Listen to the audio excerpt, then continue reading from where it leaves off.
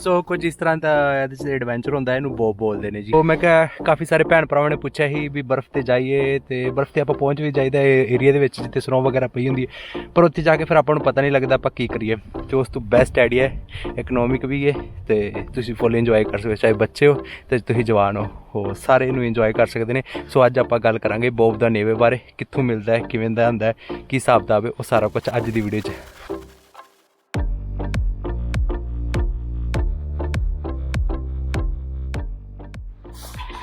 तो जी YouTube channel S पे वेखते रहे सारे व्यूअर्स का वेलकम करना है। मैं हाँ कुलवीर, उम्मीद करना तुम सारे जने ठीक होवोगे। सो काफ़ी सारे वीरा भैनों ने गल की सी, जिहदे टाइटल च भी गल की है कि भी स्नो च जो जाइए आप की कर सकते हैं। इदां दे आइडिया ने जोड़े चीप आइडिया हो, थोड़े जिहे सस्ते पैंदे हो तो आप उन्होंने इंजॉय भी कर सके, क्योंकि अपने नॉर्मली इन्ने ज़्यादा बजट नहीं होंगे है भी वड्डियां वड्डियां चीज़ों से जा सके जां उन्होंने इस्तेमाल कर सकते। सो सस्ता तो टिकाओ मेरे वालों आ सुझाव रहेगा बॉब दा नेवे जां स्नो वाला बॉब कह लैंदे आ, तो वो आप इस्तेमाल कर सकते हैं। तो जिवें कल स्नो वाले एरिया च जाइए जिथे बर्फ बुर्फ पई है, उत्थे उन्होंने आप इंजॉय कर सकते। पहला गल करांगे आप लोकेशन ते, अज मैं कित्थे पहुंचा हाँ। सो अज आप पहुंचे हाँ इटली का प्रोविंस वेरोना, बड़ा खूबसूरत प्रोविंस है। तो नाल एक नैशनल पार्क बनी हुई है, लेसीनिया नैशनल पार्क। अज आप उत्थे पहुंचे हाँ तो क्योंकि इत्थे जी पार्क नैशनल पार्क आपको बर्फ देखने को मिल जाती है। इस साल अजे इन्नी सारी बर्फ नहीं पई हैगी कि आप बॉब नाल इनू जिहड़ा एनवायरनमेंट उन्होंने जिवें कल इन्नी सारी ने उहदे उपर चला के खूब मस्ती कर सकीए। तो आप जिवें देख भी सकते इत्थे आ जगह तो अजे बर्फ बुर्फ नहीं हैगी है, जिवें हैगी जगह जिथे बर्फ पई हुई है। तो जी हुण आपां गल कर रहे हैं दी बिल्ट मटीरियल की किवें दा बनिया होया है। दरअसल च हैगा एक प्लास्टिक के टप की तरह ही है, तो खड़का के भी पता लग जाता, साउंड तो पता लग जाता प्लास्टिक का बनया होया है। फिर ए साइड ते दियां हैंड ब्रेक दी हुई जिद्दां इदां दा इस्तेमाल इनू रोकण वास्ते भी हो सकता है, तो यदी दिशा बदलने वास्ते। जिवें मान लो आप सीधे जा रहे हैं उधर आप राइट लेना चाहते हैं, लैफ्ट लेना चाहते हैं, उस हिसाब नाल आप इन्हूं दबा के अपनी दिशा थोड़ी जी चेंज कर सकते हैं। फिर उस तो इलावा अगले सामने दे रस्सी भी दी हुई है, रस्सी का भी इस्तेमाल इस तरह कर सकते हैं। मान लो बच्चे बैठे हुए हैं तो मैं थोड़ी चढ़ाई बच्चों को बिठा के इदां खिच भी सकना ये इदां, जां तो मैं समान वगैरह कैरी कर रहा इदां समान कैरी कर रहा वो भी लैके इदां जा सकदा इहदे नाल।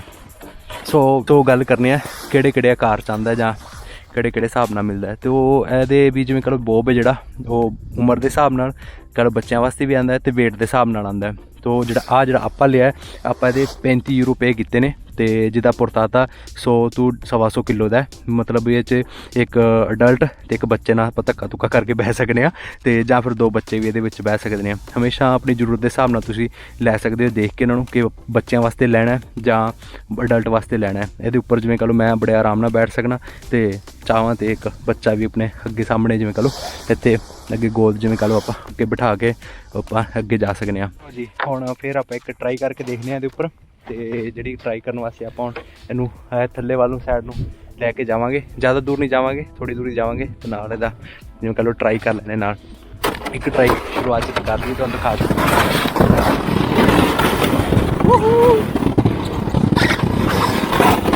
तो एक खास गल होर दसनी रहेगी कि बॉब जिहड़ा आपां जे हिल स्टेशन पर जाइए स्नो वाले एरिया ते जाए उत्थों है आपां रेंट ते भी मिल जाता है, कोई ज़्यादा रेंट नहीं होंदा है, तो रेंट भी मिल जाता है, वड्डी गल नहीं हैगी।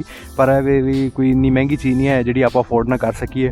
तो कई बार हो सकता है आपां उत्थे पहुँचीए तो भी सारे जिवें किराए ते दे तुझे रेंट कर दिते गए होण, तो फिर उत्थे उस टाइम ते औखा हो जाता, मज़ा किरकिरा हो जाता। अपनी चीज़ लैके जावांगे तो आपां नूं सेफ होएगा भी हाँ भी आपां पक्का उत्थे जाके इदां दा मस्ती कर सकते हैं, जां अपना टूर ट्रैवल उन्होंने इंजॉय कर सकते हैं। सो इदां दा सरप्राइज़ नहीं मिलेगा।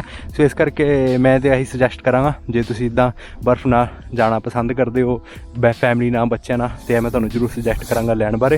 एक होर सुजैशन देनी चाहूँगा, हमेशा जो इदां दे एरिए च आए अपने कोल जिहड़े कपड़े ने डबल होने चाहिए ने। डबल इस तरह भी हुण जिद्दां दे मैं कपड़े पाए ने तो जिवें कह लो वाटर प्रूफ ने सारे कपड़े, क्योंकि मैं हाइकिंग ट्रैकिंग करता रहना, खल्ला अक्सर मैं निकल जाना होना जिहड़े मैनूं पसंद है उहदे हिसाब नाल जिवें कह लो थोड़ा प्रोफैशनल लेवल चला जाता है। पर जिवें कह लो आप प्रोफैशनल रोज़ जिद्दां जांदे नहीं हैगे, तो उहदे वास्ते यही कहांगा भी कपड़े ने जिहड़े डबल लो, डबल 2 पैंटा बच्चे दे हो गया, क्योंकि अक्सर इदां दे एनवायरनमेंट जाइए कपड़े गिले हो जाते हैं।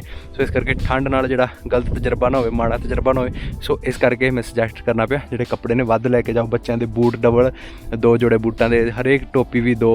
ਤਾਂ ਇਹ ਵੀ ਜਦੋਂ ਤੁਸੀਂ ਫਨ ਕਰ ਲਿਆ ਉਸ ਤੋਂ ਬਾਅਦ ਤੁਸੀਂ ਕੱਪੜੇ ਚੇਂਜ ਆਪਣੇ ਕਰ ਸਕਦੇ ਹੋ ਤੇ ਨਿੱਘੇ ਹੋ ਸਕਦੇ ਹੋ, ਤੇ ਜਿਹੜਾ ਤੁਹਾਡਾ ਦਿਨ ਹੈ ਵਧੀਆ ਰਹੇਗਾ। ਉਮੀਦ ਕਰਨਾ ਤੁਹਾਨੂੰ ਵੀਡੀਓ ਦੀ ਕੋਸ਼ਿਸ਼ ਜਿਹੜੀ ਪਸੰਦ ਆਈ ਹੋਏਗੀ।